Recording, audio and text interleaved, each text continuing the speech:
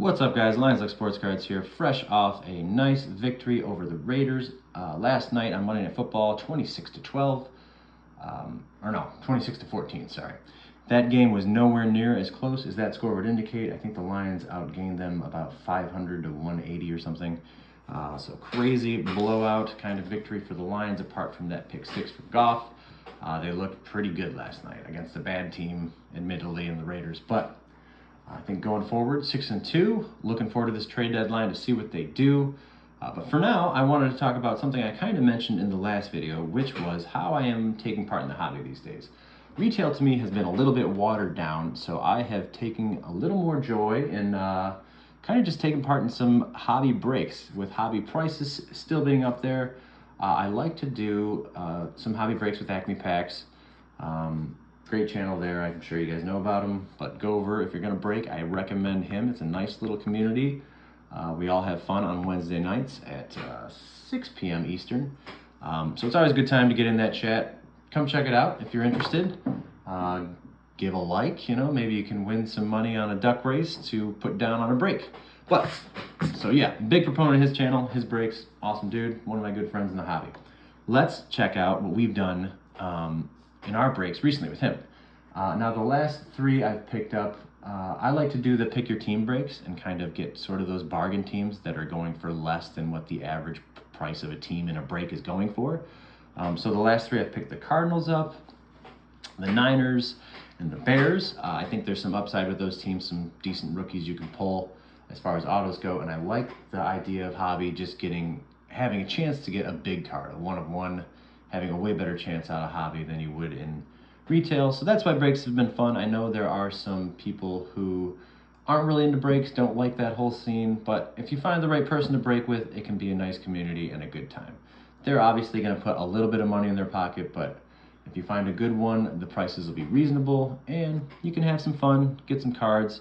Don't spend too much. It is kind of gambling, so as with everything else, moderation is the key.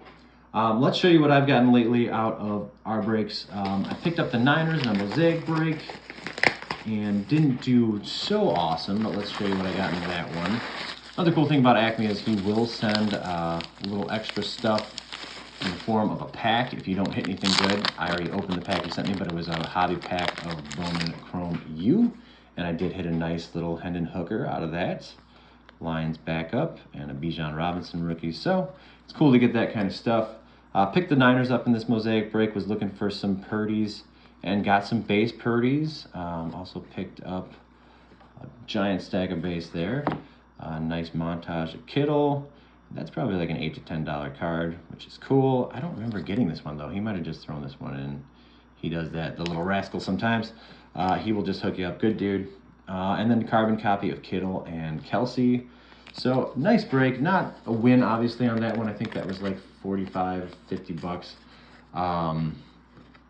Didn't get that money back in cards, but as you've seen with ripping retail, blasters, megas, you often do not get your money back. So this is just a way I think to get a little more upside. The other one I got the Cardinals, and didn't hit much in this one except for one really nice card.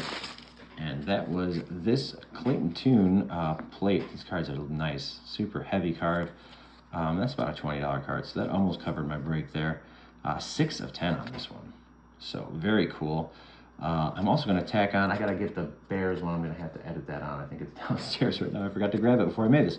So we'll show you that Bears one in a second. But yeah, so this is fun. One second, I'll be back in just a minute. Going to have to edit this. All right. Okay, so for the last break, I had the Bears, and I got the Bears. They're pretty on the cheaper side of I think it was 4 boxes of plates and patches and a couple boxes of mosaic. And love plates and patches, wanted to get a cool Bears patch. Thought that Roschon Johnson might have some potential, so that was the guy I was after. And sometimes it works out. I got him outside the thing there. Let's see if I can hold on. Other than the really nice card I got, not much, just a Tyler Scott, and then kind of some base. There's Luminance and Mosaic in the break as well. Nothing too crazy.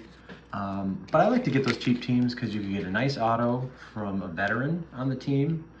Or you could get a card like this, this is the exact card I was after, one of these nice chunky full coverage patches, and Roshan Johnson was a player I was interested in.